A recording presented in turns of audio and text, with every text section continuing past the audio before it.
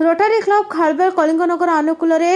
कलिंग विद्यापीठ सामपुर सरकारी उच्च विद्यालय परिसर में दिवा 10 घटिका ठारू 1 घटिका मध्य एक मागणा चक्षु शिविर अनुष्ठित हो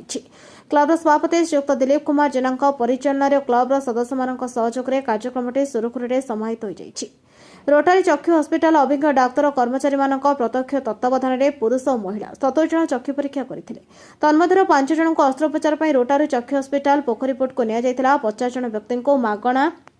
चश्मा बंटन करा महत कार्य रोटारी क्लबर प्राक्तन प्राप्तफल शिवव्रत दास यज्ञश्री महापात्र आसंता वर्ष पर निर्वाचित प्रांतपाल अनिल कुमार सामल उपप्रांतपाल शिशिर कुमार षडंगी श्रद्धेय उपस्थिति क्लबर सदस्य उत्साहित करते एतद्व्यतीत कलाम पार्क वार्कर्स क्लबर सदस्य रोटारियन सरस कुमार महांती स्कूल प्रधान शिक्षक प्रमोद चंद्र बेहरा सहयोग कार्यक्रम को